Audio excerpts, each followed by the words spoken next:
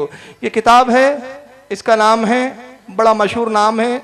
मैं नहीं समझता कि कौन से कान है जो इस नाम से आशना नहीं होंगे। तक़वियतुल ईमान नाम सुना है कि नहीं है किताब का? जी। ये वो है जिनको देवबंदी भी मानते हैं और अहले हदीस भी मानते हैं। दोनों के अब्बा हुजूर है। ये दो औलादे हुई इनकी, एक अहले हदीस और एक देवबंदी। दो औलादे हैं। नाम है मौलवी इस्माइल दहलवी। अशहीद भी लिखा है इनको। कहते हैं कि बालाकोट में शहीद हुए थे। शहीद हुए कुछ नहीं हुए थे, पठानों के आते मारे गए थे ये जी। लेकिन बहरहाल वो गम्मत के शहीद है, जो भी हमें उससे गरज नहीं। अब देखिए कैसे झूठे अकीदे फैलाए गए। किताब आज भी छप रही है। ये किताब आप ही के बम्बई से छपी है, यानी आप चाहें तो बड़ी आसानी से किताब खरीद सकते हैं। बम्बई में किसने छापा? दारुल इल्म मुंबई वालों ने इस किताब को छापा है, जो गैर मुकल्लिदीन का जो है वो इदारा है। आइए इसमें एक हदीस लिखी है, सफ़ा नंबर 100 पर। ये पूरी हदीस में बयान कर रहा हूँ, जरा गौर से सुने। इस्माइल दहलवी कहते हैं, मैं उनका पहले उर्दू तर्जमा उन्हीं का पढ़ रहा हूँ, और फिर क्या खयानत और बदमाशियां हुई है वो आगे देखिएगा। कहते हैं कि अबू दाऊद ने जिक्र किया, कैस बिन साद ने रिवायत किया कि मैंने हियारा शहर में लोगों को देखा कि वो अपने राजा को सजदा करते हैं। मैंने कहा कि रसूलुल्लाह सल्लल्लाहु अलैहि वसल्लम इसके ज्यादा हकदार हैं कि उनको सजदा किया जाए। चुनांचे रसूलुल्लाह सल्लल्लाहु अलैहि वसल्लम के पास आकर मैंने अर्ज किया कि हियारा शहर में जाकर मैंने देखा कि लोग अपने राजा को सजदा कर रहे हैं, तो आप ज्यादा हकदार है कि हम आपको सजदा करें। आपने फरमाया, अगर तुम मेरी कब्र पर गुजरोगे तो क्या उसको भी सजदा करोगे? मैंने कहा नहीं। तो आपने फरमाया, फिर मुझे भी सजदा ना करो। हदीस क्लोज, खत्म। यह हदीस सही है, मुकम्मल है। इस हदीस पर हमारा कोई एतराज नहीं। हदीस क्या है नहीं समझ में आई, मैं अपने जुमले दोहरा दूं। अबू दाऊद ने इस हदीस को लिखा, फिर उन्होंने मिशकात का भी हवाला दिया है और लिखा है कि इस हदीस को मिशकात ने भी नकल किया, बाबो अशरतुन निसा के अंदर। इस बाब के तहत यह हदीस मिशकात में भी आई, सुनाने अबू दाऊद में भी आई। हदीस पाक ये है कि हजरत कैस बिन साद एक सहाबी है, वो हियरा शहर गए या हीरा शहर गए। हीरा भी नाम आया, हियरा भी आया, दोनों प्रोनाउंस है उसके। बहरहाल वो शहर गए, वहां देखा कि लोग अपने राजा को सजदा कर रहे हैं। तो उनके दिल में ख्याल आया कि यहाँ के लोग जब अपने राजा को सजदा करते हैं तो रसूलुल्लाह से बढ़कर कौन शहंशाह है? जी बेशक, हम रसूल को सजदा करेंगे। मदीने आए, कहा या रसूलल्लाह मैंने हियरा शहर में देखा लोग राजा को सजदा कर रहे हैं, तो क्यों ना हम आपको सजदा करें, आप ज्यादा हक रखते हैं कि आपको सजदा किया जाए। तो शरीयत मुस्तफ़ा में सजदा जायज़ नहीं है, ताज़ीब का भी सजदा जायज़ नहीं है, हराम है, शिरक नहीं है, हराम है। तो आका ने उनको कैसे समझाया? हुज़ूर ने कहा, अच्छा ये बताओ, मेरे इंतकाल के बाद मेरी कब्र को सजदा करोगे? उन्होंने कहा नहीं या रसूलल्लाह, कब्र को क्यों सजदा करेंगे?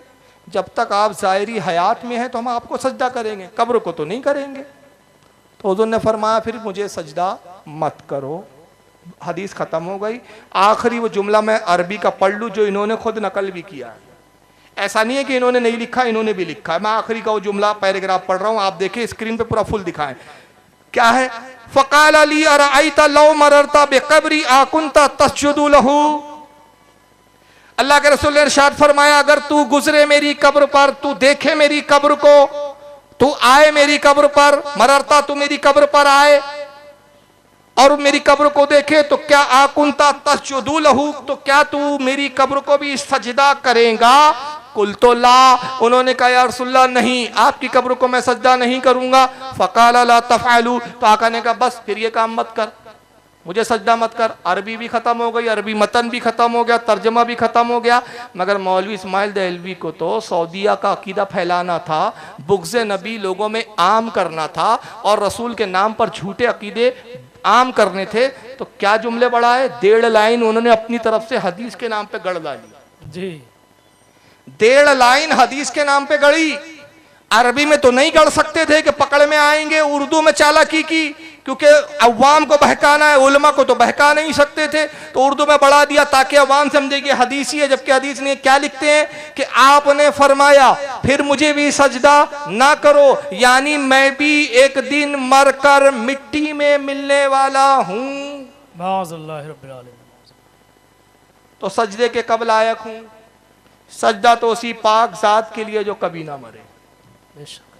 ज़्यादा इस पर तफसील मुझे नहीं करनी है, तफसीलात में नहीं जाना, सिर्फ एक चैलेंज कर रहा हूँ, मुतालबा कर रहा हूँ, जिस वक्त से किताब लिखी गई आज तक और इस जलसे की जो अभी हम बैठे हैं अब तक 150 साल तकरीबन हो गए इस किताब को लिखते हुए, और ये मुसलसल छप रही है, मुसलसल छप रही है। देवबंदी भी छाप रहे हैं, अहले हदीस भी छाप रहे हैं और एज इट इज छाप रहे हैं। मेरा सिर्फ एक मुतालबा जो मेरे बुजुर्गों ने 150 साल से किया और आज तक करते आ रहे, अपने बुजुर्गों की पैरवी में मैं भी यही मुतालबा कर रहा हूँ। आपके मौलवी ने मिशकात का भी हवाला लिखा, अबू दाऊद का भी हवाला लिखा और कहा यह हदीस अबू दाऊद में भी है, मिशकात में भी है कि रसूल ने फरमाया मैं भी मरकर एक दिन मिट्टी में मिलने वाला हूँ। चलिए मैं आपको एक छूट दे रहा हूँ, सिर्फ मिशकात ही नहीं, हवाला मिशकात का है, मिशकात ही नहीं, अबू दाऊद ही नहीं, ज़खायर हदीस में हदीस के जितने जखीरे पाए जाते हैं, जितनी किताबें तुम्हारी लाइब्रेरियों में हदीस की हो, नज्ज से भी बुला लो, छोटी से बड़ी हर हदीस की किताब, किसी भी हदीस की किताब में, अबू दाऊद और मिशकात ही नहीं, किसी भी हदीस की किताब में ये जुमले तुम मुझे दिखा दो कि रसूल ने कहा मैं मरकर मिट्टी में मिलने वाला हूं। जिस दिन ये जुमले दिखा दोगे खुदा की कसम मैं तुम्हारी गुलामी करने के लिए तैयार हूं। ये जुमले हमको हदीस में दिखा दो। 150 साल से हमारे उलमा मुतालबा कर रहे, आज तक कोई माई का लाल ऐसा पैदा नहीं हुआ जिसने अपनी किसी गैरतमंद माँ का ऐसा दूध पिया हो कि ये जुमले किसी हदीस में हमें दिखा दे। नहीं है। क्यों?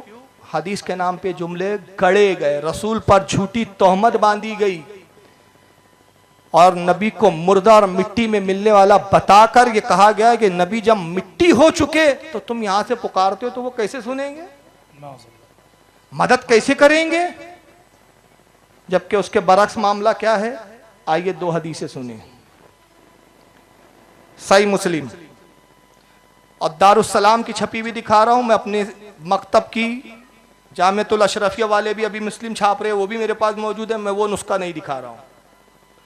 हमारे और भी इदारों ने छापा पाकिस्तान के, वो भी मेरे पास मुस्लिम और बुखारी मौजूद है, वो नहीं दिखा रहा हूं। सऊदिया ने जो अभी हाल ही में छापा है दारुस्सलाम का नुस्खा, नजदियों का नुस्खा, तुम्हारे घर का ही छपा हुआ नुस्खा, आओ सही मुस्लिम देखो, इसका किताबुल मनाकिब अब बाब है फजाइल मूसा, हदीस नंबर 6051, रिवायत है अनस इब्न मालिक से। इमाम मुस्लिम नकल करते सनद बयान करने के बाद अनस इब्न मालिकिन अन्ना रसूलुल्लाह सल्लल्लाहु अलैहि वसल्लम काल, अनस इब्न मालिक कहते हैं कि मैंने रसूलुल्लाह सल्लल्लाहु अलैहि वसल्लम से सुना, हुजूर ने मुझसे ये फरमाया, हुजूर से मैंने रिवायत की कि आका कहते हैं मरर तो अला मूसा लैलतो उसरिया बे इंदल कसीबिल अहमर, आका कहते हैं मैं शबे मेराज की शब सुर्ख टीले पर मूसा की कब्र के पास आया। मूसा की कब्र मैंने देखा सुर्ख टीले पे, लाल टीला, सुर्ख यानी लाल टीला, लाल टीले के पास मूसा की कब्र थी। शब मेराज में मूसा की कब्र पर आया, वह हुआ कायमु युसल्ली फी कब्र ही, तो मैंने देखा कि मूसा अपनी कब्र में खड़े हैं और नमाज पढ़ रहे हैं। सुभान अल्लाह। अगर यहाँ हदीस में ये जुमले होते ना तो वहां बड़ा यहाँ भी रास्ता निकाल लेता, लेकिन रसूल ने देखिए पूरे शुबात की इनकी हड्डियां नसें तोड़ के रख दिए।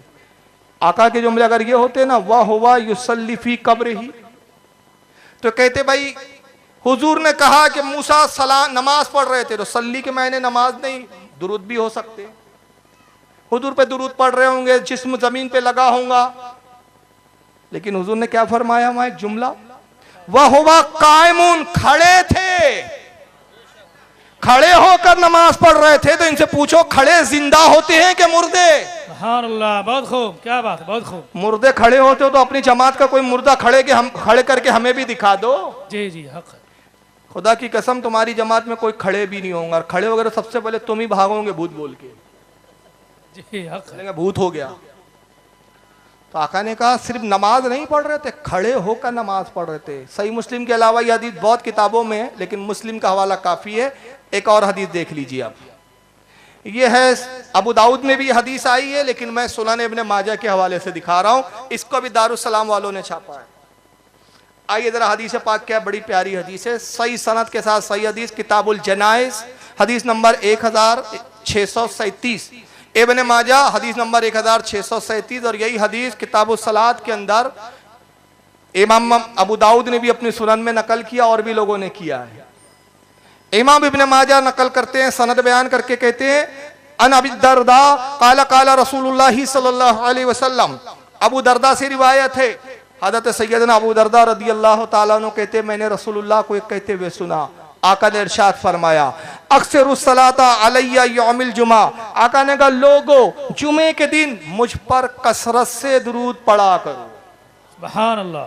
जुमे के दिन जितना तुम दुरूद पढ़ सकते हो पढ़ो, खूब कसरत से खूब मुझ पे दुरूद पढ़ो। क्यों जुमे के दिन खूब पढ़ो? फ़अन्नहु मशहूदुन तशहदुल मलाइका, कि जो कुछ तुम मुझ पर दुरूद पढ़ते हो फरिश्ते तुम्हारा दुरूद मुझे पहुंचा देते हैं। सुभान अल्लाह। फरिश्ते मुझ तक वो दुरूद ले आते हैं। और इसकी शरह करते हुए इमाम काजी आयात किताब शिफा में फरमाते हैं कि फरिश्ते सिर्फ ये नहीं कहते जाके या रसूलल्लाह आपके एक उम्मती ने दुरूद भेजा है, ऐसा नहीं कहते। फरिश्ते दुरूद पहुंचा देते, तो ये नहीं कहते कि या रसूलल्लाह एक उम्मती ने दुरूद भेजा है, बल्कि कैसे पहुंचाते, या रसूलुल्लाह सल्लल्लाहु अलैहि वसल्लम मोहम्मद फारूक खान रज़वी ने, जो इंडिया का रहने वाला है, फुला कबीले से ताल्लुक रखता है, नागपुर में रहता है, इस वक्त नागपुर की फुला मस्जिद में बैठकर उसने आप पर दुरूद भेजा है। सुभान अल्लाह। तफसील बताते हैं कहां से भेजा, कौन है। आका कहते हैं जब फरिश्ते उसका नाम लेते हैं, कसम खुदा की मैं अपने उस उम्मती को ऐसे पहचानता हूं जैसे बाप अपने बेटे को पहचानता है। नारे तकबीर, नारे रिसालत, मसलके आला हजरत। सुभान अल्लाह। बहुत खूब। तो एक साहबी खड़े हो गए, या रसूलल्लाह जब आप जिंदा है तभी दुरूद पढ़ेंगे, आपके इंतकाल के बाद भी दुरूद पढ़ें। और हदीस के अल्फाज यही है कि या रसूलल्लाह जबकि आपका जिस्म मिट्टी हो चुका हो। उन्होंने अपने बशरी ख्याल से वही ख्याल किया।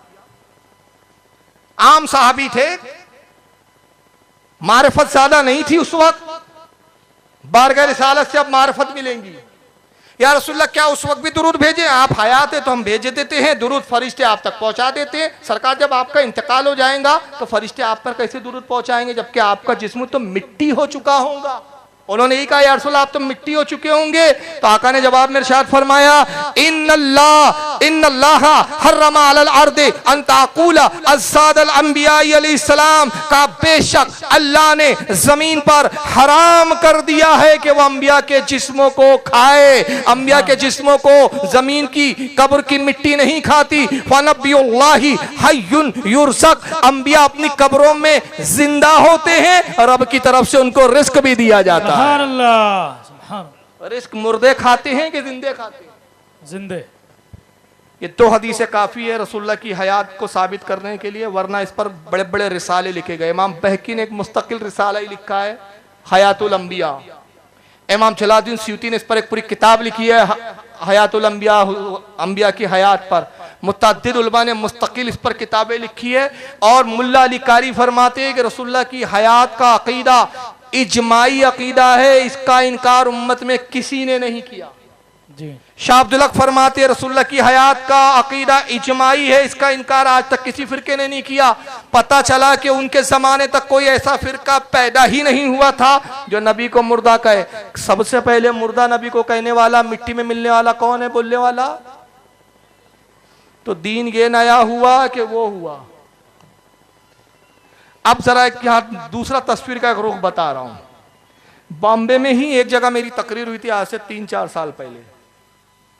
अब मुझे ये याद तो नहीं रहा कि वो जगह कौन सी है। अगर वो वीडियो आप नेट पर देखेंगे तो शायद आप बता सके कि बॉम्बे का वो कौन सा इलाका है। इतना ही मुझे मालूम है कि बॉम्बे की तकरीर है। मसलन अभी ये जो रिकॉर्ड हो रही है, अब ये मैं दिख रहा हूँ ना स्क्रीन पे, आपको दिख रहा हूँ ना, इतना देख के कौन कैसे अंदाजा लगाएगा बाद में कि विक्रोली की तकरीर है। जी जी। बहरहाल तकरीर बॉम्बे में हुई। मैंने उसमें हयातुन नबी पे बहुत सारी हदीसों की तिलावत की और मैंने वहाबियों को चैलेंज किया कि शाह इस्माइल ने लिखा रसूलुल्लाह मरकर मिट्टी में मिल गए, तुम उसको अपना पेशवा कहते हो, अपना बुजुर्ग कहते हो, तो क्या उनसे भी हम इत्तेहाद करें कि जो नबी को मुर्दा कहे? क्या मुर्दों और जिंदों में इत्तेहाद हो सकता है? जिनके नजदीक नबी मुर्दा तो उनसे हमारा कैसे? तो जिनके नबी नजदीक नबी मुर्दा, हम कहते तेरा अकीदा मुर्दा, तो जिसका अकीदा मुर्दा उससे हमारा इत्तेहाद हो ही नहीं सकता। बेशक बेशक हक है। हम जिंदों को पसंद करते हैं, मुर्दों को पसंद नहीं करते। बहरहाल मैंने तकरीर की तो इनकी जमात के कभी बहुत बड़े अल्लामा कहलाते हैं और झूठ बड़ी सफाई से बोलते हैं। अगर उनका झूठ देखना हो तो मेरी एक नई तकरीर बम्बई की नेट पर डली है, आले यजीद की खाना तलाशी, वो आप सर्च करके देख लीजिएगा तो समझ में आएगा कि कैसे कितना झूठ बोला है हदीस के नाम पर। नाम है जलालुद्दीन कासमी।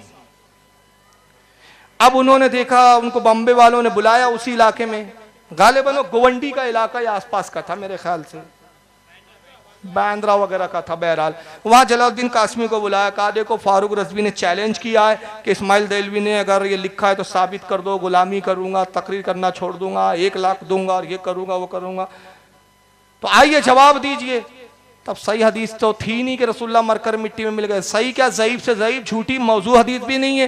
तब बचने के लिए रास्ता तो कुछ था ही नहीं। तो क्या किया जलालुद्दीन ने, उसी की ज़बानी सुनिए, मैं नहीं कहता हूं, जरा सुनिए। एक साहब ने यह कहा कि शाह इस्माइल शहीद ने अपनी किताब के अंदर यह लिख दिया है कि नबी मरकर मिट्टी में मिल गए। यह हमारा अहले हदीसों का अकीदा नहीं है, यह शाह इस्माइल का अकीदा होगा। यह हमारा अहले हदीसों का अकीदा नहीं है, यह शाह इस्माइल का अकीदा होगा, हमारा अकीदा नहीं है। हमारा अकीदा क्या है, आओ मैं बताता हूं। इसलिए कि हम हदीस को मानते हैं, जो हदीस कहेगी वही अहले हदीस का अकीदा है। हदीस हदीस इस तरह हदीस बताने बैठ गए। अब हदीस वही पढ़ी उन्होंने, मैं रोक इसलिए दिया कि हदीस उन्होंने भी अबू दाऊद की ही सुनाई जो मैंने अभी सुनाई, लेकिन जुमले क्या थे। एक साहब ने, कौन साहब, नाम लेने में भी डर लगता है यार, जब नाम लेने में डर लगता है तो बैठने में कितना डर लगेगा। इसलिए तो मैं बोलता हूं पाजामा पीछे से गीला हो जाएगा,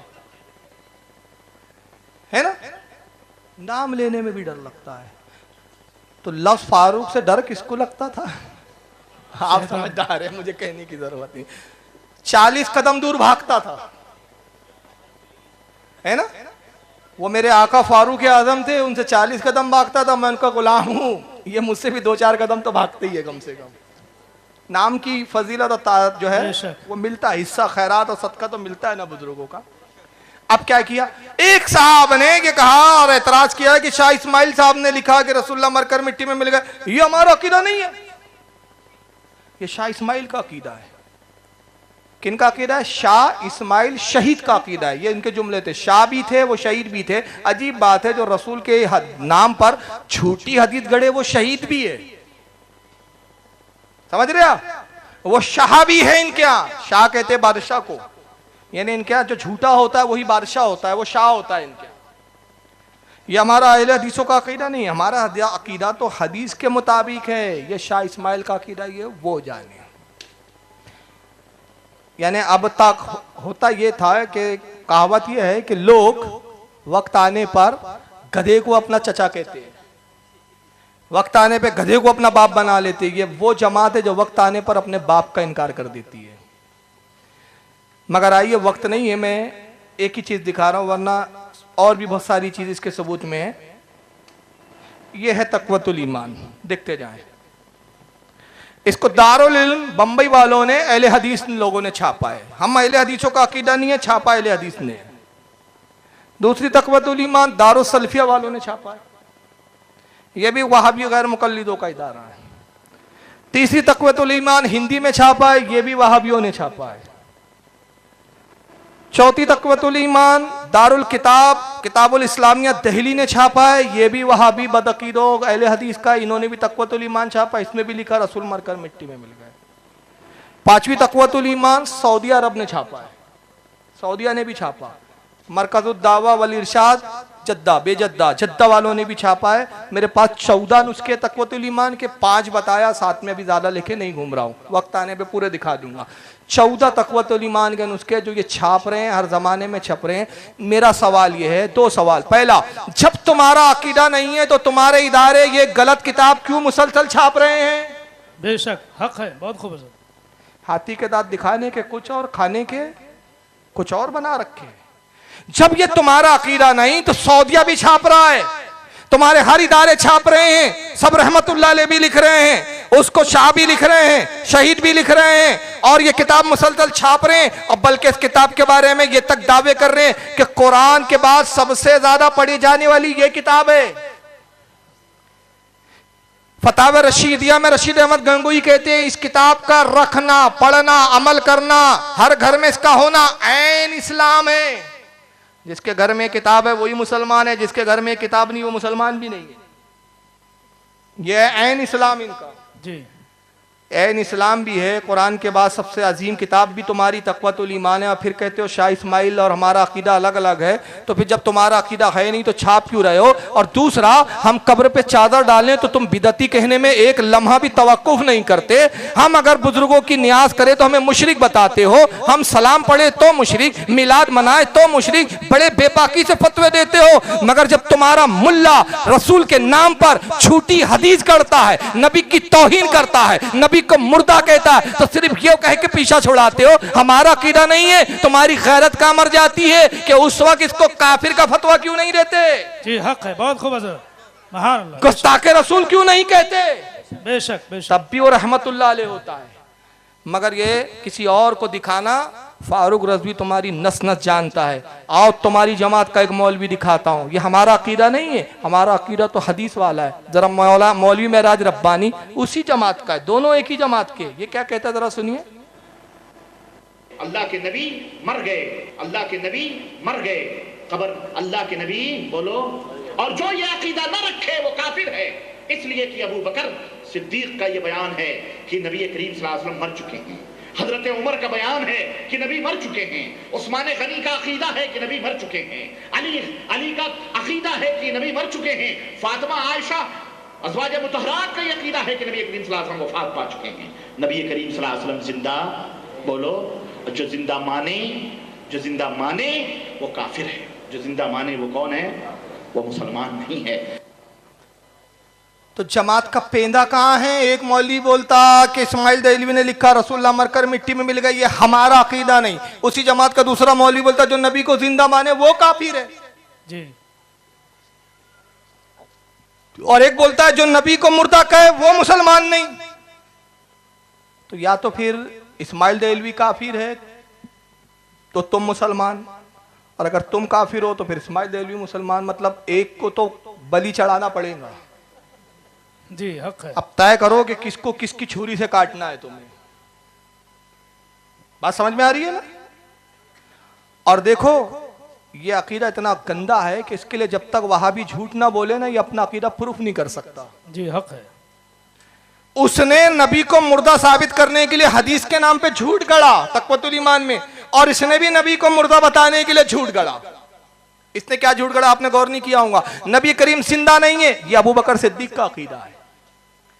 नबी जिंदा नहीं है, फारूक आजम का अकीदा है।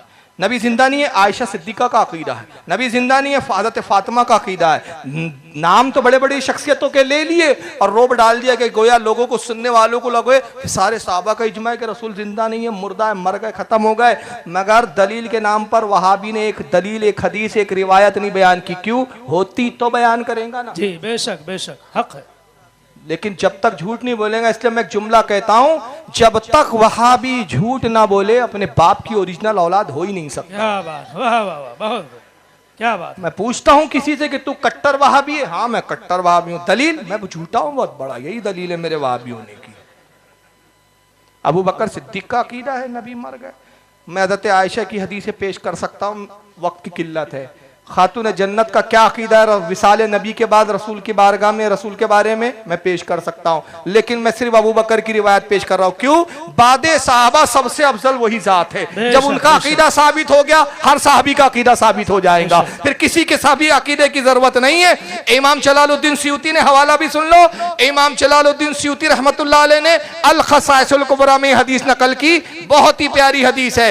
हज़रत उमर को अपने विसाल के वक्त बुलाया, जब अबू बकर सिद्दीक का विसाल होने लगा, और हुजूर के विसाल को कितने साल हो चुके हैं? 2 साल। 2 साल खिलाफत है अबू बकर सिद्दीक की। हज़रत उमर से कहा, उमर मेरी वसियत को याद कर लो। वसियत यह है कि जब मेरा इंतकाल हो जाए मेरी नमाज जनाजा तुम ही पढ़ाना। सुभान अल्लाह। मुझे गुस्ल देना, मेरी नमाज जनाजा पढ़ाना। और उमर सुनो, खास वसियत यह है मेरी बड़ी ख्वाहिश है, बड़ी तमन्ना है कि आका के पहलू में दफन किया जाए। सुभान अल्लाह। लेकिन वो रसूल का हुजरा है। मेरी बेटी आयशा ने इजाजत तो दे दी, मगर रसूल का भी तो वो हुजरा है, खास तो रसूल ही का हुजरा है। बेशक। आका की इजाजत जरूरी है। मेरे जनाजे को रसूल के रोजे पर ले जाना और पहले इजाजत तलब करना। सुभान अल्लाह। इजाजत मुर्दों से ली जाती है कि जिंदों से ली जाती है? जिंदों से। आका से इजाजत लेना, इजाजत मिले तो दफन करना, इजाजत ना मिले तो मुझे जन्नतुल बकी में दफन कर देना। तो हजरत उमर ने नहीं कहा ऐ अमीरुल मोमिनीन ये कैसी बात कर रहे हैं, रसूल को इंतकाल किए हुए 2 साल हो चुके हैं। अरे इंसान की बॉडी तो 40 दिन में सड़ जाती है और 2 साल हो चुके, आपको नहीं मालूम? 1400 साल के बाद इस्माइल दहलवी आएगा और कहेगा नबी मर कर मिट्टी में मिल गए, तो हुजूर तो अभी मिट्टी पड़े हुए हैं, तो क्या सुनेंगे, क्या इजाजत देंगे, क्या मिट्टी के ढेरों से इजाजत लूं?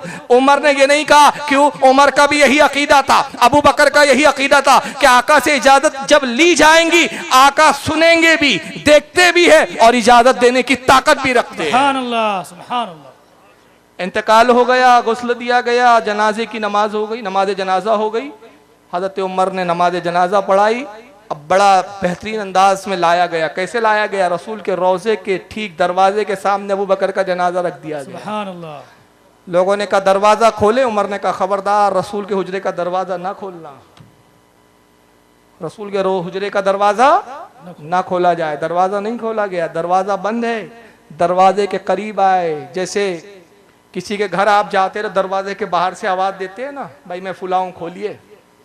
बड़े अदब से कहा अस्सलाम वालेकुम या रसूल अल्लाह, अस्सलाम वालेकुम या नबी अल्लाह, ऐ अल्लाह के रसूल आप पर सलाम, ऐ अल्लाह के नबी आप पर सलाम। मैं उमर इब्ने खत्ताब अबू बकर सिद्दीक का जनाजा लेकर हाजिर हुआ हूँ। मेरे आका ये वही अबू बकर है जो आपके रफीक गार है, ये वो अबू बकर है जो आपका जानिसार है, ये वो अबू बकर है जो आपका साथी है, ये वो अबू बकर है जो आपसे सबसे बढ़कर मोहब्बत करता है, ये वो अबू बकर है जो पूरी मखलूक में सबसे ज्यादा आपको अजीज है। इनकी ख्वाहिश है आपके पहलू में दफन किया जाए। सरकार इजाजत हो तो हम दफन करें, इजाजत ना तो हम अबू बकर को ले जाएं। रावी हदीस कहता है खुदा की कसम हम सहाबा ने देखा, आवाजें भी सुनी, रसूल के हुजरे का दरवाजा खुला और कब्र रसूल से आवाज आई और रफीक को रफीक से मिला दो। सुभान अल्लाह।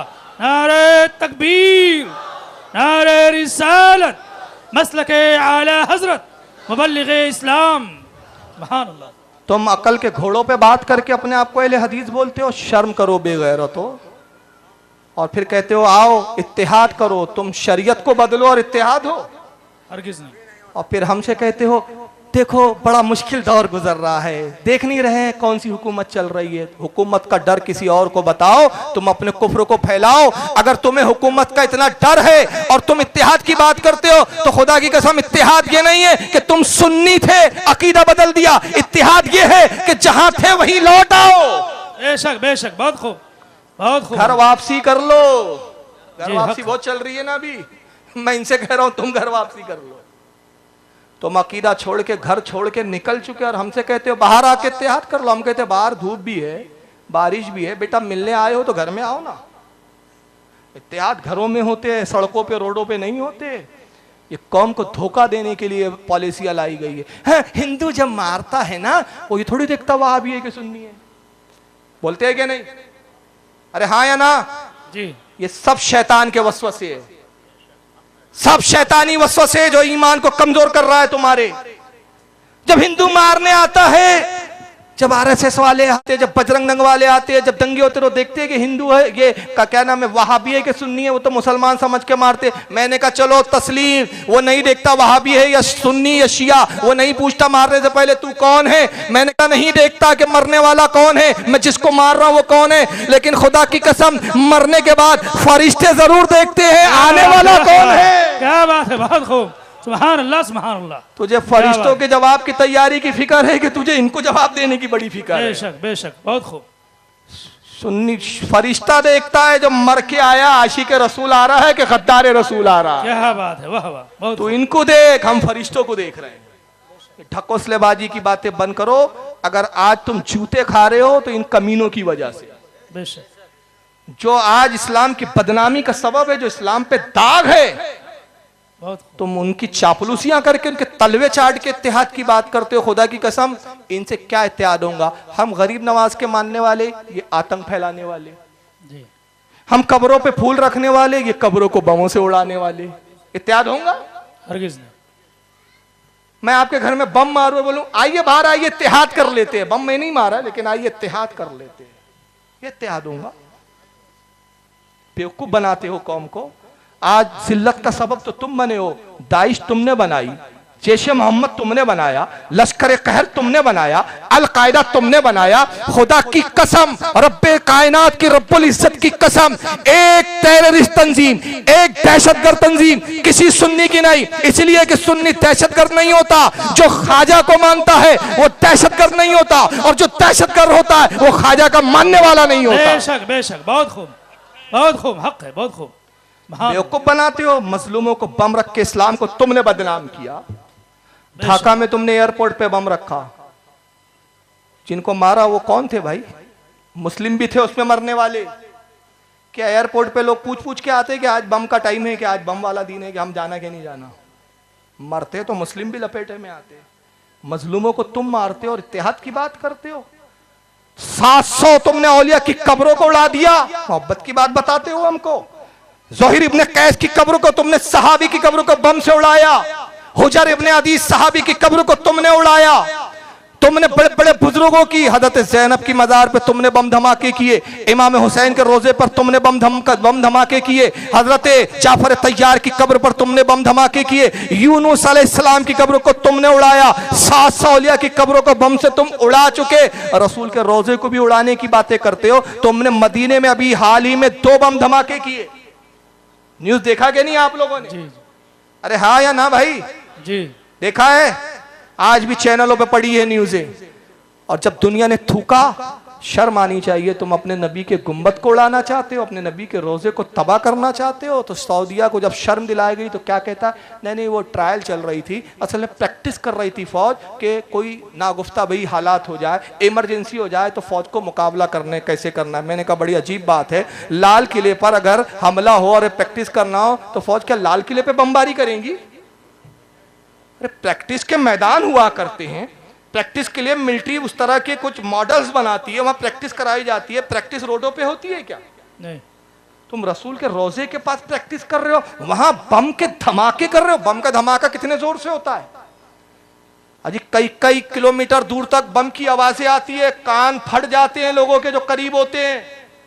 कई कई तो वह है कि जिंदगी भर के लिए बहरे हो जाते हैं। हिरोशिमा पे जो बम दागा था ना अमेरिका ने, आज तक नस्लें, जो उस वक्त की नस्लें, आज तक वो नस्लें आज भी बहरे पैदा हो रहे और गूंगे पैदा हो रहे। आज भी ये बमों के असर है। जाओ देखो हिरोशिमा का जो केस मामला हुआ था, पढ़ो तारीख, देखो हिस्ट्री खंगालो, नेट पर सर्च करो, तुमको ये मिलेंगी चीजें। तुम बम दमा के रसूल की बारगाह में शोर कर रहे हो, बम मार रहे हो। वो बारगाह में जहां पर अल्लाह फरमाता है कि मेरे नबी की आवाज से भी अपनी आवाज को बुलंद मत करो, बेशक बेशक। वहां प्रैक्टिस कर रहे हो। तुम बेवकूफ बना रहे हो कौम को। तुम्हारी मंशा ही है कि रसूल के रोजे को हम तबाह कर दें। तुमने मजलूमों को बमों से मारा यार। तुम रेलवे स्टेशनों पे बम रख के बम धमाका करते हो। तुमने जन्नत को तो इतना आसान बना दिया, इतना आसान बना दिया। बम बांध दिया, बटन लगी है, जाओ बेटा बटन दबाना, फट जाना, इधर बटन दबी, तू फटा, इधर जन्नत में एंट्री। कितनी आसान है जन्नत। ये जन्नत में जाने का जरिया है कि हराम मौत है? ये बोलो, हराम मौत है ना ये? जी। आज तक नबी ने कहा अपने आप को मार डालना। और खबीज बेवकूफ जाकिर नाइक से पूछा गया एक इंटरव्यू में, मेरे पास मौजूद है उसका वो इंटरव्यू। एक रिपोर्टर ने उससे पूछा जाकिर नाइक से कि इसके बारे में आप क्या कहती है कि जो बम बांध के फट जाते हैं ये खुदकुशी नहीं है क्या, ये सुसाइड नहीं है क्या? वो कहता है अगर जर्नल ऑर्डर करे तो उसको सुसाइड नहीं कहते, उसको जिहादी कहते हैं। अच्छा जिहाद कहते तू क्यों नहीं फट रहा बे? जी। तू भगोड़े भाग गया। मर्द की औलाद होता तो रहता और यहां लड़ता तू, और लड़के अपने आप को बेकसूर साबित करता कि मेरा कोई कसूर नहीं है। बेशक बेशक। तू तो भाग गया बे भगोड़े। एक 70 साल का खूसट तालिबानी बूढ़ा, एक वीडियो है मेरे पास, मैंने दिखाया गालिबन, एक तकरीर है मेरी, इस्लाम अगेंस्ट टेररिज्म। 70 साल का बूढ़ा जन्नत दिखा रहा है नौजवानों को, पाकिस्तान का तालिबान का तकरीर कर रहा है। करबला बर्पा करो, करबला बनाओ बोलता है। 313 की तरह टूट पड़ो दुश्मन के आशियाने पर, बारूद बरसा दो आफताब बनकर। नौजवानों उठो, एक काफिर को मारोगे, बम बांध के फटो, फट जाओगे, तुम मरोगे, 2-4 साथ में काफिर मरेंगे, 70 उरे मिलेंगी। कितने उरे मिलेंगी? 70, गिनती भी मालूम है, 70 उरे मिलेंगे। कौन नौजवान को बोल रहा फटो? 18 साल के नौजवानों तुम फट जाओ, 20 साल के नौजवानों तुम फट जाओ, 25 साल के नौजवानों तुम फट जाओ। हम 70 साल खूसट बुड्ढे, हमारी टांगे कब्र में लटक रही है, हम नहीं फटेंगे। हमको 70 उरे नहीं चाहिए, हमको तो सऊदिया की रियाल चाहिए। जी जी बेशक, ये नहीं फटेगा। आज इस्लाम को इन लोगों ने बदनाम किया और बता रहे हैं कि साहब मोहब्बत की बात करो। मोहब्बत की तुमने बात की है, तुमने बम रख के मोहब्बत की बात की है, तुमने इस्लाम को तो बदनाम करके टेररिस्ट मजहब बना दिया। खुदा की कसम, अगर आज इस्लाम का दिफा कर रहा है, अगर आज हम अपने हम वतनों को समझाने की कोशिश कर रहे हैं कि इस्लाम का आतंकवाद से कोई ताल्लुक नहीं, तो वो सिर्फ सुन्नी है। बेशक हक है, बहुत हम आज अपने हमवतनों को समझाने की कोशिश कर रहे हैं और अल्लाह का फजलो करम है, हमारी ये कोशिशें इतनी हद तक कामयाब हो गई कि अब गवर्नमेंट भी समझ रही है कि सूफीज्म के जो मानने वाले होते वो आतंकवादी नहीं होते। दूसरे लफ्जों में वही कि वो जानते हैं जो ख्वाजा वाला है वो बम वाला नहीं होता, जो बम वाला है वो ख्वाजा वाला नहीं होता। बेशक हक है, बहुत खूब। अब हुकूमत भी समझने लगी है। तो तुम बम बरसाने वाले, हम फूल बरसाने वाले, तुम बमों से मारने वाले, हम मोहब्बत की बात करने वाले, कहाँ तुमसे हमारा इत्तेहाद होगा? हमारा किसी दहशतगर्द से इत्तेहाद नहीं हो सकता, हमारा किसी आतंकवादी से इत्तेहाद नहीं हो सकता। तुम देश के भी आतंकवादी हो और मजहब के भी आतंकवादी हो। बेशक बेशक, तुमने इंसानों को बम से मारा है और अपने कुफ्र के गोलों से तुमने लोगों के ईमानों को उड़ाया है। तुम दोनों तरह से मुजरिम हो। अब तस्वीर का रुख मैं दूसरा दिखा रहा हूं। एक तरफ मौलवी इस्माइल देलवी साहब ने इनकार कर लिख दिया, मरकर मिट्टी में मिल गए। जलालुद्दीन कासमी ने इनकार कर दिया कि वो हमारे नहीं है, वो जाने। महराज रब्बानी बोलता है नहीं, जो नबी को जिंदा माने वो काफिर। और फिर इसको सुन लो, ये जर्जिस नौटंकी को, इसका नाम आता तो हंसते क्यों आप? हाँ, हंसना नहीं चाहिए, इज्जत से नाम लीजिए। बनारस का नाजायज जवाई है। मैंने समझाया इसको पहले भी तकरीर में, देख सही चल, गौस पाक की तौहीन मत कर, खड़ी मूर्ति पड़ी मूर्ति मत बताता था ना, याद है? जी जी, मेरी बहुत सारी तकरीरों में सुनाऊंगा, नौजवान बैठे ये खड़ी मूर्ति है, ये पड़ी मूर्ति है।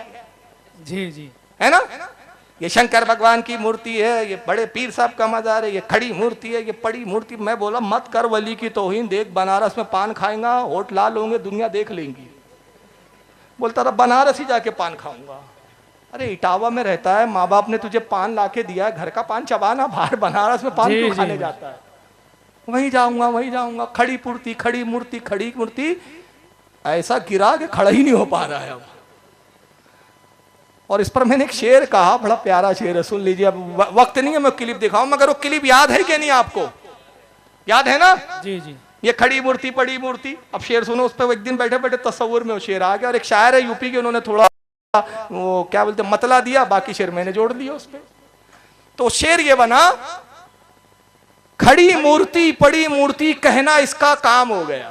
क्या बात, खड़ी मूर्ति पड़ी मूर्ति कहना इसका काम हो गया। मजारों को मंदिर कहते कहते ये शैतान हो गया। गुस्ताखी रसूल का अंजाम तो देखो, जर्जिस वहाबी भी आसाराम हो गया। वाह वाह वाह, बहुत खूब। गुस्ताखी रसूल का अंजाम तो देखो, जर्जिस वहाबी भी आसाराम हो गया। क्या बात है, वाह। ये वो साहब है, अब जरा सुन लीजिए। ये भी उसी जमात का, कि जमात का पेंदा नहीं है। क्यों पेंदा नहीं है? जमात में वहां पेंदा होता है जहां इमाम होता है। बेशक बेशक, भाई अगर नमाज में इमाम ना हो और सफे लगा दी जा, कहा भाई नमाज पढ़ो जिसके जैसे पढ़ना है, तो कोई रुकू में जाएगा, कोई सजदे में होगा, कोई कयाम, डिसिप्लिन खत्म हो जाएगा। इमाम होता है इसलिए कि पूरी जमात इमाम के पीछे चले, डिसिप्लिन रहे। अल्हम्दुलिल्लाह अहले सुन्नत मुकल्लिद है, इमाम के कौलों को देखते हैं, बुजुर्गों के अकवाल देखते हैं, अपने नहीं करते। जब इनका इमाम ही नहीं तो पूरी जमात भटक रही है। एक कहीं कुछ बोल रहा है, दूसरा कोई कुछ बोल रहा है। अब ये तीसरी राय सुन लीजिए रसूल के बारे में, इसकी जर्जिस की। तुम उसको पुकार, अरे साहब मर गया मत कहना, तौहीन हो जाएगी। पर्दा कर गए, ये बड़ी अच्छी इस्तिलाह निकाली हमारे भाइयों ने, पर्दा कर गए। अरे पर्दा किसको कहते हैं? वो इस दुनिया से गुजर गए। अरे अल्लाह के बंदे, उसी को तो हम मौत कहते हैं। नहीं, मरे नहीं है, पर्दा कर गए। पर्दे का माना क्या हुआ? पर्दे का माना यह हुआ कि वो जिंदा है लेकिन हमारी आंखों से ओझल हो गए। हमारी आंखें इस दुनिया में देख रही हैं, हमारी आंखों से ओझल हो गए का मतलब इस दुनिया से ओझल हो गए। हाँ, इस दुनिया से ओझल हो गए। अरे उसी को तो हम कहते हैं वो दूसरी दुनिया में चले गए। नहीं नहीं नहीं, वो इस दुनिया में ओझल नहीं, पर्दा कर गए। तुम कितना ही अच्छा लक़ब ले लो, पर्दा कर गए, जिंदा हैं, बाहयात हैं, पर्दा कर गए, विसाल कर गए, वफात कर गए, कुछ भी कहो, उनको जिंदा साबित करने के लिए कितने ही अच्छे अलकाब से तुम पुकार लो, लेकिन हकीकत यह है कि जनाबे मोहम्मदुर रसूलुल्लाह इस दुनिया में मौजूद नहीं है। अगर है तो मुझे बताओ, अहले हदीस का ये गुनाहगार बंदा मोहम्मदुर रसूलुल्लाह से मिलने के लिए जाएगा, मुझे एड्रेस दो, मुझे पता बताओ कि जिंदा है तो कहां है, किस जगह है, कहां मिलेंगे, मैं जाऊंगा। मैं उनको अपने घर पे बुला के अपना गुलाम नहीं बनाऊंगा कि जब चाहो अपने घर पे बुला लो, जब चाहो 2 बजे बुला लो, मर्जी चाहे तो 12 बजे बुला लो, मर्जी चाहे तो 10 बजे बुला लो। हम उनको अपने घर पे बुलाना गवारा नहीं करेंगे। मेरा घर इस लायक नहीं कि हम आका को बुलाएं। हमें बताओ कि मेरा नबी कहां है, किस जगह है। तुम जाओ या ना जाओ, कम से कम पूरे हिंदुस्तान में भीख मांग के और चंदा करके हम जरूर आका से मिलने के लिए जाएंगे। कि बड़े लोगों से मिला जाता है, बड़े लोगों को नौकर बना के अपने घर पे बुलाया नहीं जाता है। बताओ तो सही कि वो कहां है। बोली साहब बात तो सही है लेकिन मानेंगे नहीं। क्यों? बिरयानी की डेगें बंद हो जाएंगी और मुहर्रम के खिचड़े बंद हो जाएंगे हमारे, अगर मान लिया। बात तो सही है लेकिन मानेंगे नहीं। तंज किया उसने हम पर जी।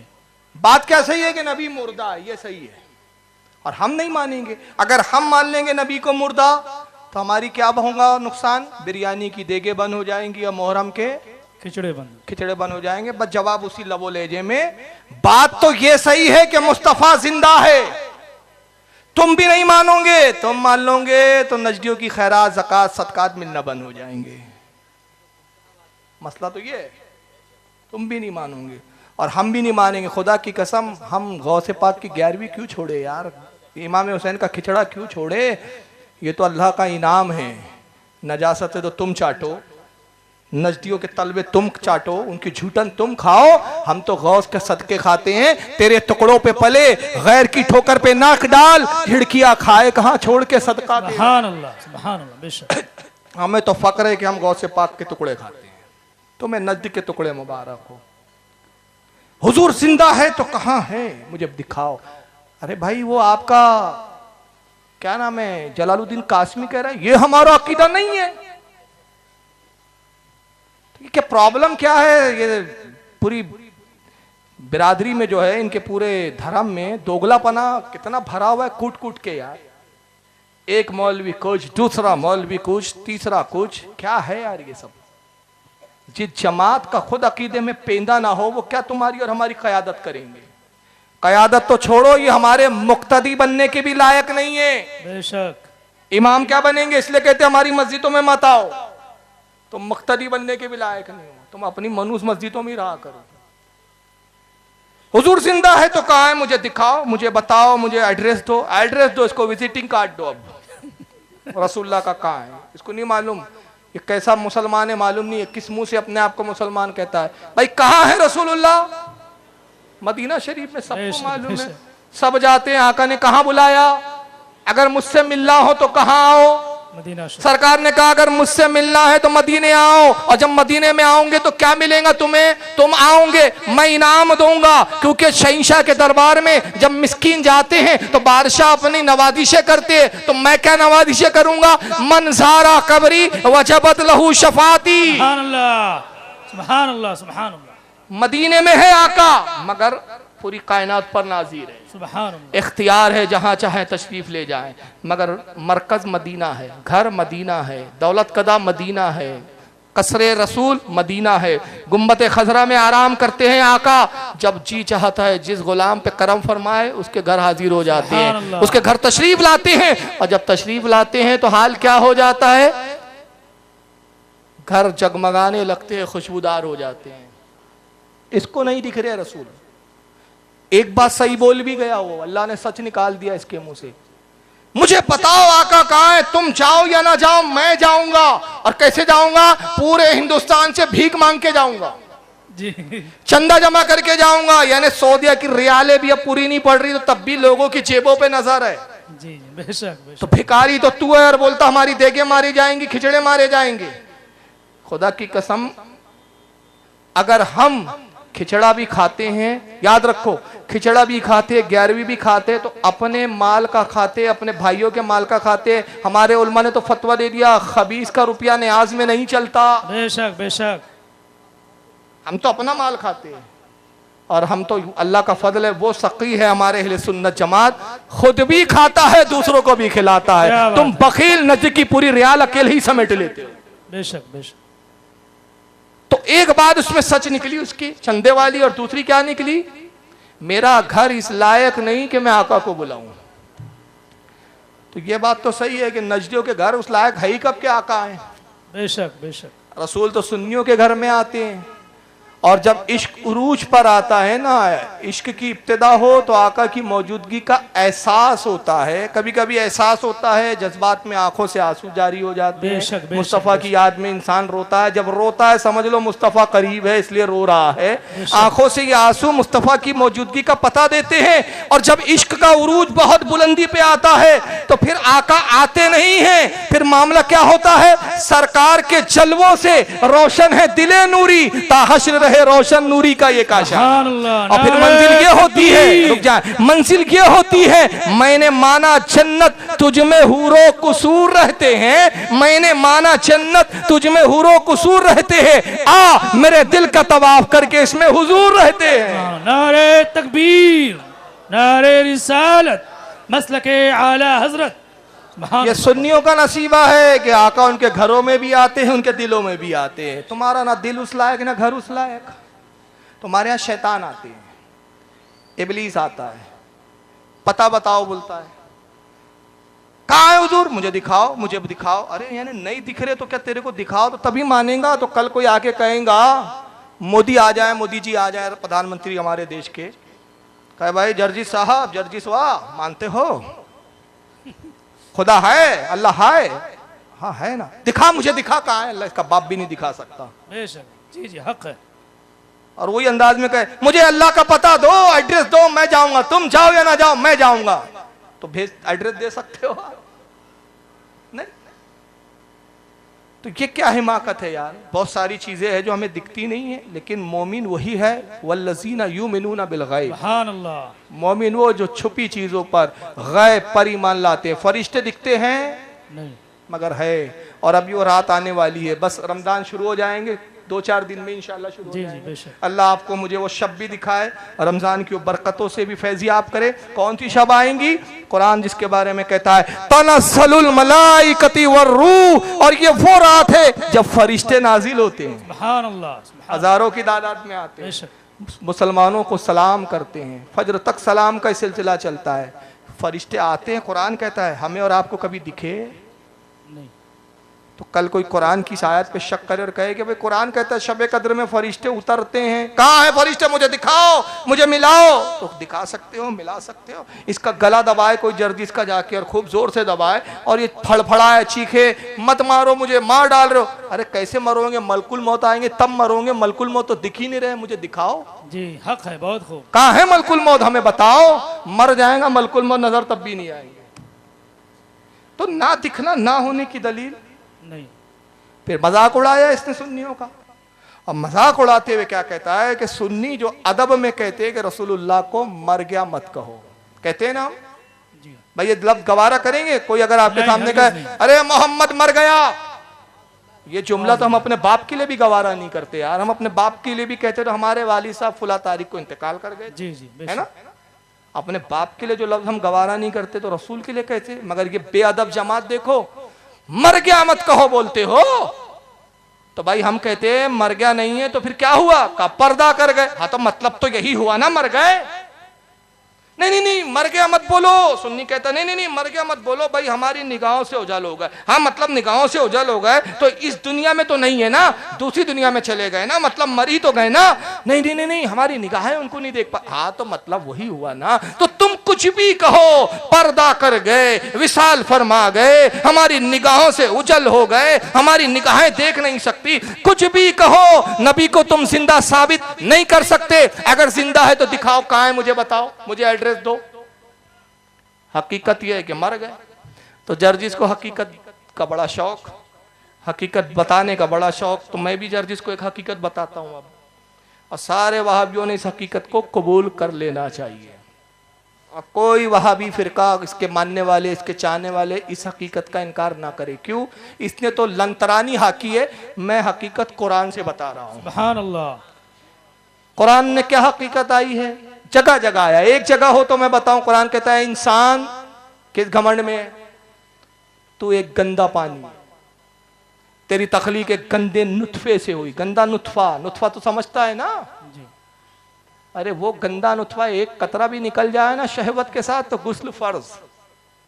नहाया नहीं तो कुरान को हाथ नहीं लगा सकता, नमाज नहीं पढ़ सकता। यानी वो इतना गंदा कि वो निकले तो नमाज से तुम्हें रोक दे, वो निकल जाए, उसका इखराज हो जाए तो तिलावत कुरान से तुम महरूम हो जाओ। इतना गंदा नुत्फा कि गुस्ल फर्ज हो गया। कपड़े पे लग जाए, कपड़ा नापाक, उस कपड़े पे अब इबादत भी नहीं हो सकती। उस कपड़े को बिला वजह ज्यादा देर तक पहनना भी जायज नहीं। इतना गंदा नुत्फा, और वो गंदा पानी, गंदा नुत्फा, गंदी बूंद, उससे तखलीक हुई इंसान की। हकीकत इंसान गंदा नुत्फा, इंसान की हकीकत गंदा पानी। तो जर्जिस भी गंदा पानी, जर्जिस भी गंदा नुत्फा, ये भी उसी गंदे नुत्फे से पैदा हुआ। इसके बाप का नुत्फा ही है ना ये। हम भी है, हम इनकार नहीं करते क्योंकि कुरान ने कहा तू भी तो है ना। तो अब ऐसा करें कि जब जलसा हो, ये मसनद पर आए, मिंबर पर आए। मिंबर में गलत बोल रहा हूं, स्टेज बोलना चाहिए। मिंबर तो सुन्नियों के होते हैं, इनके स्टेज होते हैं। स्टेज पर जब ये आए तो इसका अलाउंसर यूं ऐलान करे,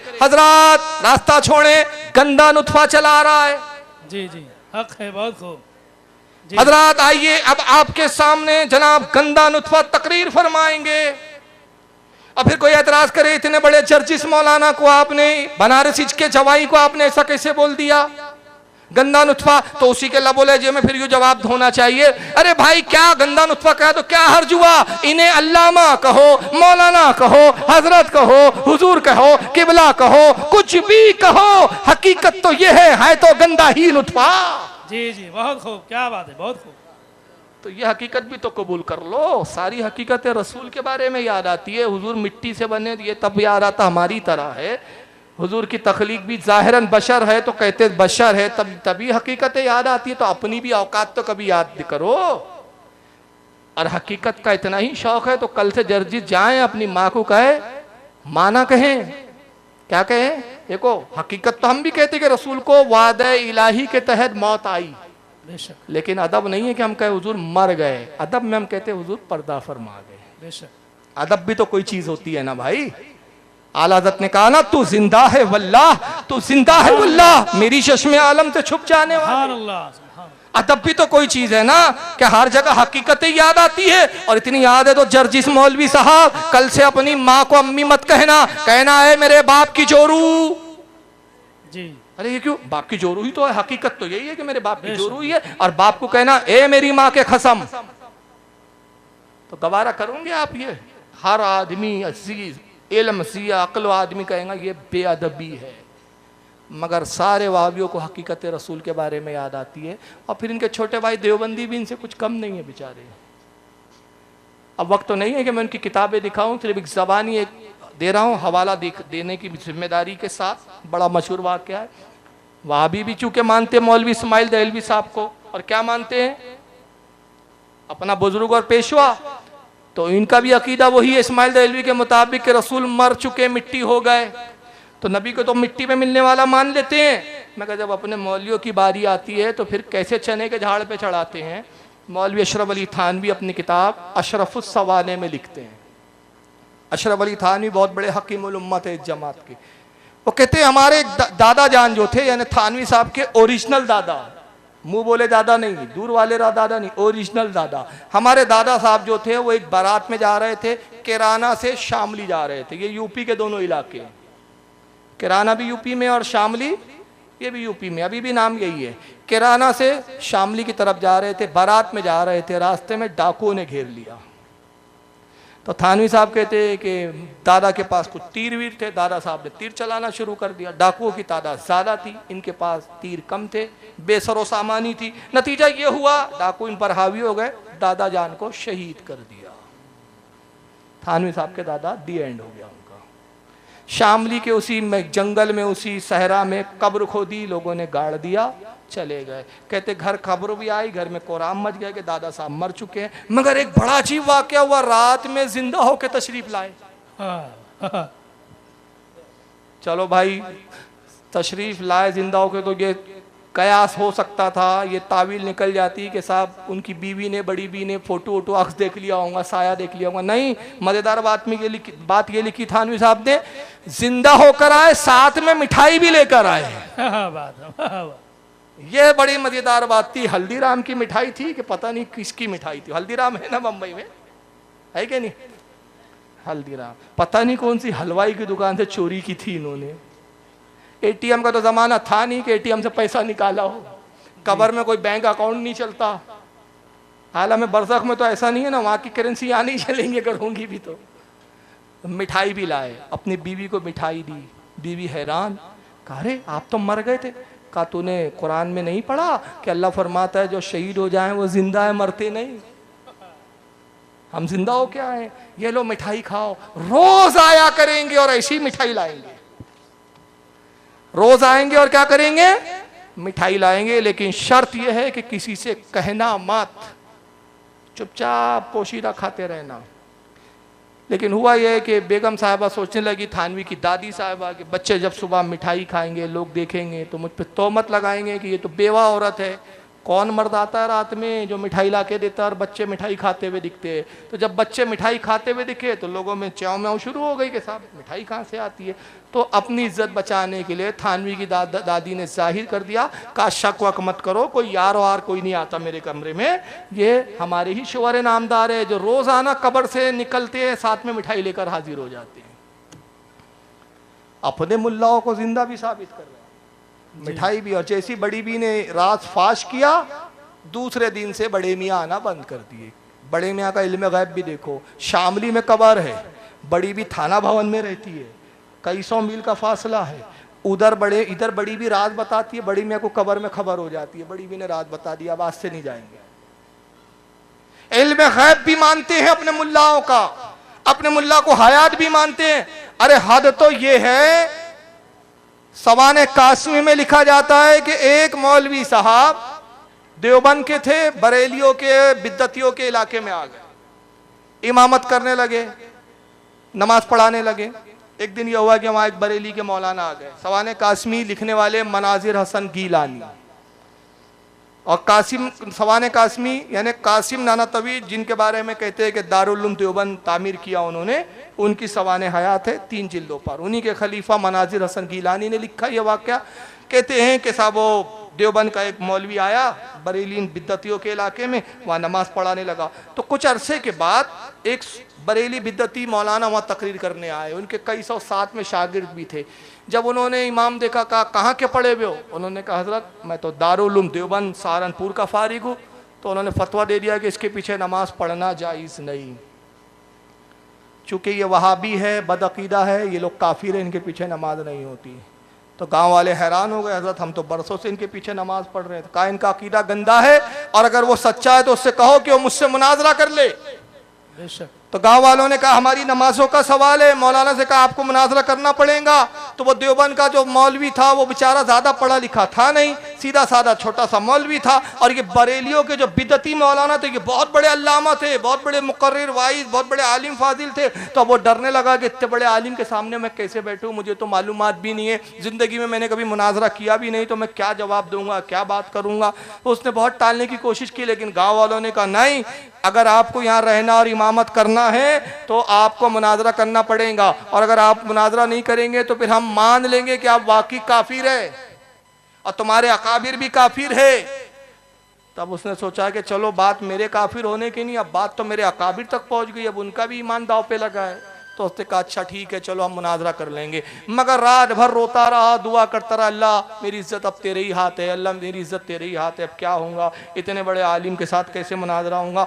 सुबह हुई, मुनाजरा गाह में ये बेचारा सीधा सादा मौलाना 2-4 किताबें थी इसके पास जो वो लेकर पहुंच गया, और उधर वो बिदती मौलाना किताबों का बक्सा बड़ा लेकर अपने कई 100 मुरीदों के साथ बड़ी आन बान के साथ मुनाजरे में बैठे। अब ये घबरा रहा है कैसे मुनाजरा शुरू करूं, तो तब ये देखता है कि बगल में ही एक बुजुर्ग बैठे हुए हैं, सफेद दाढ़ी, बड़ा नूरानी चेहरा। कहा साहबजादे डरो मत, मुनाजरा शुरू करो, हम तुम्हारे साथ हैं। जैसी बुजुर्ग ने कहा तो इसको हिम्मत बंधी, इसने गुफ्तगू शुरू की। फिर मनाजिर हसन कहते हैं कि उसका बयान है कि मैं क्या कह रहा था मुझे पता नहीं, मुझे यूं महसूस होता था कि मेरी जबान जो ये बुजुर्ग बैठे उनके इख्तियार में, ये जो चाहते हैं मुझसे कहलवाते हैं। तसर्रुफ देखो भाई, इख्तियार देखो, कंट्रोल इसके, रिमोट उसके पास है, जबान इसकी है, ये रिमोट पे चल रहा है, जैसे कोई ये रॉबोट हो गया है। तो लगता था कि जबान मेरी अपने काबू में नहीं, इनके काबू में, ये जो चाहते हैं मुझसे कहलवाते हैं। बस एक मंजर ये देखा कि कुछ देर के बाद वो बिद्दती मौलाना अपना इमामा इसके सर के पैर के नीचे रखे हुए थे, सर भी पैर में डाल दिया, रोने लगे। कहा साहबजादे मुझे माफ कर दो, मैं नहीं जानता था आप इतने बड़े अल्लामा हैं, इतने बड़े आलिम हैं, इतने बड़े मुनाजिर हैं, आज तक तो मैं आपके बुजुर्गों को काफिर कहता रहा, आज मुझ पर जाहिर हुआ कि आपके बुजुर्ग मुसलमान हैं, दर हकीकत काफिर तो हम लोग हैं, मुझे माफ कर दो, आज से मैं तौबा करता हूं। बहरहाल मुनाजरा ये जीत गए जनाब। वो बुजुर्ग उठे, कुछ ही दूर घोड़ा था, घोड़े पे बस जैसी बैठे दौड़ते हुए गया, लगाम पकड़ ली, कहा हजरत हजरत रुकिए तो आप अपना तारुफ तो बताइए, कौन है जो आप आए। अल्लाह की गैबी मदद के तौर पर मेरी बड़ी मदद की आपसे, मुझे बड़ा हौसला मिला, और मुझे यूँ लगता था कि मैं जो कुछ कह रहा था मैं नहीं कह रहा था, गोया आप कहते थे, जबान मेरी होती थी। आप कौन है? कहा पहचाना नहीं, हम ही तो मौलवी कासिम नाना तभी है, कब्र से निकल कर आए हैं, कब्र से निकल के मुनाजरा करने आ गए। तो इनके मुल्ला कब्रों से उठ उठ के मुनाजरे करने आते हैं, और ये फटीचर अब तक नहीं आते हैं। और नबी मरकर मिट्टी में मिल गए, जो नबी को जिंदा माने वो काफिर, जो नबी को मुर्दा कहे वो मुसलमान। तो ये अकीदे के दोगलेपन है। तो ऐसे दोगलों से कैसे इत्याद हो सकता है यार, जरा सोचो। कयामत के दिन अगर इनसे तुम दोस्तियां करोगे ना, इनसे मोहब्बत का सुलूक, तो कयामत के दिन आका तुमसे नहीं पूछेंगे अब किस मुंह से मुझसे शफाअत की उम्मीद लेकर आया है। जब उन्हीं से शफाअत मांग जिनसे तू दोस्तियां करता था, जो मुझे मुर्दा और बेख्तियार बताते थे। पूरी जिंदगी तो तुमने मुझे बेख्तियार माना, उन्हीं के साथ तू दोस्तियां करता रहा, अब मुझसे क्यों इस इख्तियार के उम्मीद से तू मुझसे मुतालबा कर रहा है कि मैं तेरी शफाअत करूं? क्या जवाब दोगे? उस वक्त कोई जवाब नहीं होगा। इसलिए खुदारा अपनी जानों पर रहम करो, अपने आप पे रहम करो, अपने ईमान पे रहम करो। ये ज़िंदगी 50 साल 60 साल, ज़्यादा से ज़्यादा इस दौर का इंसान 70 और 80 से ऊपर नहीं जी रहा है। बहुत खुशकिस्मत होंगे आप, 100 साल जिए होंगे, 100 से ऊपर नहीं जी सकते। मगर 100 साल के बाद ये आदमी काम नहीं आने वाला जिसकी मोहब्बत में आप मरे। ये गुस्ताख काम आने वाला नहीं। कब्र में अगर कोई काम आएगा तो अब बीबी आमना का लाल ही काम। सुभान अल्लाह। और अगर उनका साथ चाहते हो तो उनके दुश्मनों से बचो। मैंने इब्तिदा में यही कहा था, ये हो नहीं सकता जो मेरे बाप को गाली बके वो मेरी मोहब्बतों का हकदार हो, जो मेरी माँ की बेइज्जती करे वो मेरी इनायतों का हकदार हो। जब ये उसूल है कि जो मेरे माँ बाप का, मेरी बीवी और बच्चों का गुस्ताख हो वो मेरी मोहब्बतों का हकदार नहीं हो सकता, फिर कैसे तवक्के करते हो तुम कि जो अल्लाह रसूल के गुस्ताख हो, अल्लाह की रहमतें उन पर हो। आज अगर ये अजाब है इन मनूसों की वजह से है, इन खबीसों की वजह से है। आज इन्होंने अजाब इलाही को दावत दी है। अगर तुम इन अजाब से बचना चाहते हो, इनसे दूर रहो। बस एक आखिरी हदीस इस पे इख्तिताम कर रहा हूँ, जलसा खत्म हो जाएगा, इस पे सलात सलाम पर इख्तिताम होगा। एक आखिरी हदीस, मैं अपनी पूरी बात का निचोड़ इस हदीस के तहत बयान कर रहा हूँ। मैं कहता हूँ अगर मैं पूरी तकरीर ना करता, सिर्फ ये एक हदीस बयान कर देता और आप इस हदीस को दिल की गहराइयों के साथ सुन के कबूल कर ले, खुदा की कसम आज का जलसा कामयाब हो गया, आज की तकरीर मुकम्मल हो गई। हदीस पाक क्या है? आका फरमाते कि मूसा अलैहिस्सलाम के बाद बनी इसराइल के 6 लाख एक आबादी थी। अलग अलग आबादियों में अलग अलग नबी मबूस होते थे। उस जमाने में हर कबीले के एक अलग नबी होते थे। एक वक्त में कई कई अंबिया होते थे, लेकिन रसूलुल्लाह पूरी कायनात के नबी बनकर तशरीफ लाए। बेशक बेशक। आका कहते हैं मूसा के बाद बनी इसराइल का एक कबीला था जिसकी आबादी 6 लाख थी। एक शहर आबाद किया उन्होंने। उस कौम में हजरत यूशा अलैहिस्सलाम एक नबी मबूस किए गए। क्या नाम था उस नबी का? यूशा अलैहिस्सलाम। हजरत यूशा अलैहिस्सलाम आए, कौम को समझाया, दीन पहुंचाया। 3 लाख लोग ईमान लाए। 6 लाख की आबादी थी, ईमान कितने लोग लाए? 3 लाख। और 3 लाख लोगों ने ईमान कबूल नहीं किया, कुफ्र को इख्तियार किया, बुतों के पुजारी बने रहे, गैर माबूदों के सामने सर सज्जे करते रहे, सर झुकाते रहे। हज़रत यूशा ने बहुत समझाया, नहीं माने, बहुत समझाया, नहीं माने, हत्ता के बरसों समझाया। और जब हज़रत यूशा अलैहिस्सलाम मायूस हो गए उस कौम से, देखा अब ये नहीं मानने वाले, तो आपने अल्लाह की बारगाह में दुआ की, परवरदिगार इनको हलाक फरमा दे, इन पर अजाब नाजिल फरमा, इनको तबाह कर दे। और अपने हुक्म दिया, यूशा कौम से निकल जाओ। कहा मौला कितनों को साथ लो, कौन कौन से ईमान वालों को साथ लो? फरमाया किसी को साथ लेना नहीं है, तन्हा कौम से निकलो, सारे मारे जाएंगे। पूरी 6 लाख की आबादी में यूशा सिर्फ तू तन्हा बचेगा। सजदे में गिर गए और रोने लगे, खाली के कायनात, ये कैसा तेरा इंसाफ है परवरदिगार, मैंने खताकारों के लिए अजाब मांगा है, इस कौम में 3 लाख वो भी तो है जो तेरी फर्मा बरदारी करते हैं, वो भी तो है जो तेरे बारगाह में सजदा रेज होते हैं, तुझे खुदा जानते हैं, शरीयत मूसा की पैरवी करते हैं, मुझे नबी मानते हैं, ऐ परवरदिगार उन्हें भी तू हलाक फरमाएंगा? अल्लाह ने फरमाया हाँ यूशा, मैं उस कौम को भी हलाक करूंगा, उन 3 लाख फर्मा बरदारों पर भी अजाब आएगा। मौला कसूर क्या है उनका? अल्लाह ने फरमाया कसूर ये है, इबादत तो मेरी करते हैं, मुझे रब तो जरूर मानते हैं, मगर जो मेरे गुस्ताख है उनसे दोस्तियां और ताल्लुकात रखते हैं जी, उनसे अलहदगी इख्तियार नहीं करते। मेरे नजदीक वो भी उतने ही मुजरिम हैं। अजाब आया, 6 लाख की आबादी साफ। और अजाब क्या आया? जिब्रील को कहा गया आवाज दे, भयानक आवाज निकाल। जिब्रील अलैहिस्सलाम ने, रसूलुल्लाह कहते हैं, इतनी दर्दनाक आवाज निकाली कि उस आवाज को सुनने की ताब नहीं थी, दिल उछले, हलकों में आके अटक गए, रूहें निकल गई। 6 लाख की आबादी खत्म। आज हम गुस्ताखे रसूल के साथ खाते भी हैं, बैठते भी हैं, उठते भी हैं, बेटियां दे रहे हैं। साहब क्या होता है? मुल्लाओं की जंग। हमें क्या करना है? मौलवियों का झगड़ा है। खुदा की कसम इन वहाबियों से किसी मौलवी का झगड़ा नहीं। मैं नागपुर रहता हूँ, यहाँ के किसी वहाबी ने मेरी कोई ज़मीन नहीं हड़प की। अरे मेरे शहर में मेरी किसी ने कोई ज़मीन नहीं हड़प की, मुझे कोई इनसे मेरा झगड़ा नहीं। ये हमारे उलमा का किसी वहाबी से झगड़ा नहीं। अरे इनका झगड़ा तो अल्लाह रसूल से है, हम तो अपनी कौम को अल्लाह रसूल की तरफ बुला रहे हैं, हमारे इनसे झगड़े नहीं है। कहते हैं मुल्लाओं के झगड़े। माफ़ करना, ये मुल्लाओं के झगड़े नहीं है, इन्होंने रसूल से दुश्मनी की है, इन्होंने रसूल से झगड़ा लिया है, इन्होंने औलिया से झगड़ा लिया है। फैसला आपको करना है कि 2 पार्टी लड़ रही है, आप किस पार्टी के साथ है? जी जी बेशक। ये कौन सा इंसाफ है आपका यार, कि जो गुस्ताख है आप उसके साथ हो गए और जो नबी की अजमत के लिए लड़ रहा है उसको छोड़ रहे हैं आप। और फिर कहते हैं अगर ये हक पर नहीं होते तो ये बढ़ क्यों रहे हैं? मैंने कहा अभी बढ़ नहीं रहे, बहुत बढ़ेंगे। ये सिर्फ अभी बढ़ ही नहीं रहे बल्कि इससे भी ज्यादा बढ़ेंगे। मेरे आका ने था कीड़े मकोड़ों की तरह हो जाएंगे ये लोग, इतने बढ़ेंगे। क्यों? जहन्नम में ज्यादा जाएंगे, जन्नत में कम ही लोग जाएंगे। तय तो आपको करना है कि बड़ी जमात में आपको रहना है कि वो कलील जन्नती जमात में आपको रहना है। तादाद कभी हक का मयार नहीं होती। अगर हक का मयार तादाद बनती तो करबला में 22,000 हक पर होते, 72 हक पर नहीं होते। अगर तादाद मयार होती तो गज़वा बद्र के वक्त 313 हक पर नहीं माने जाते, वो 1000 मुशरिकीन हक पर माने जाते। लेकिन तादाद पैमाना नहीं होती। अगर ये बढ़ रहे हैं तो इनका बढ़ना ही इनके बातिल होने की दलील है। बेशक बेशक। आप पूछेंगे कैसे? अगर हक पर, आप तो कह रहे हक पर इसलिए बढ़ रहे हैं। मैंने कहा नहीं, हक तो रसूल ने जो लाया वो 1400 साल पुराना था, उसी पर हमारे बाप दादा कायम थे। हमने अपने बाप दादा के तरीके को छोड़ा तो हम नए फिरके में जा रहे हैं, नबी के तरीके को छोड़ रहे हैं, नबी के दीन और नबी की जमात को छोड़कर नई जमात में जा रहे हैं। और जो नई जमात में जा रहा है, जो नई जमात की तादाद बढ़ा रहा है, वो नबी जमात 72 में और वही जहन्नम में जाने वाली जमातें हैं। तो ये इनका बढ़ना ही इनके 72 होने की दलील है। जो घटेंगे वही अहले सुन्नत व जमात रहेगा। जो सवाद आजम कुरान हदीस में आया तो सवाद आजम तादाद को नहीं कहा गया, बल्कि सवाद आजम जहां औलिया की जमात हो, जहां अंबिया हो।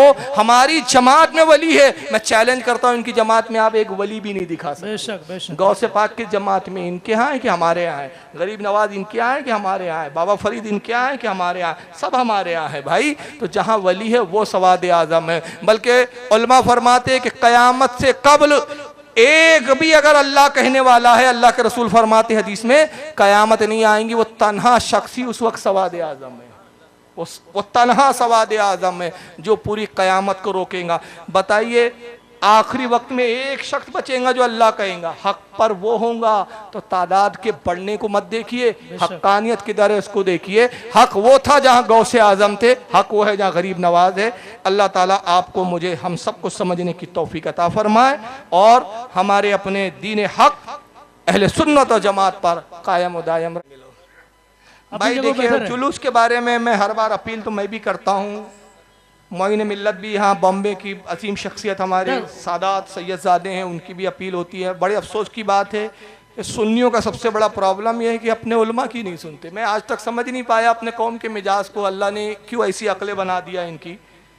जब सुन्नी आलिम कहेंगे नमाज पढ़ो तो हमारे सुन्नी लोगों के कान पे जू भी नहीं रेंगती।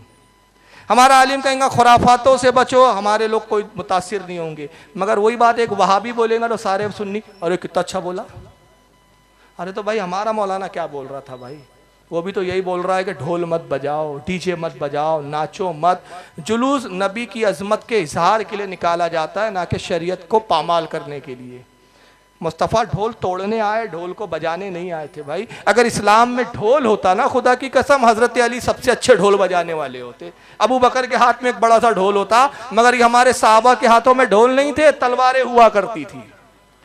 ढोल बजाना ये नामर्दी वाले काम है, मर्दानगी के काम नहीं है। मर्दों को जेब देता है ढोल बजाना। जरा तसव्वुर करो, ये मर्दों को डीजे बजा रहे, नाच रहे, ये नाचना क्या मर्दों का काम है? ये तो तवायफों के काम हुआ करते थे भाई, और बहुत गंदी निगाह से वो चीज देखी जाती थी। ये आज तुम कैसे किन लोगों की पैरवी कर रहे हो यार? फिल्मी दुनिया की आप पैरवी करते हो, वो फिल्मी दुनिया के एक्टर जिनके माँ बाप के भी पते नहीं ढंग से, किन लोगों की पैरवी कर रहे हो? सहाबा इकराम तो मर्द होते थे यार। फारूक आजम का जरा तस्वुर करो क्या रहते होंगे।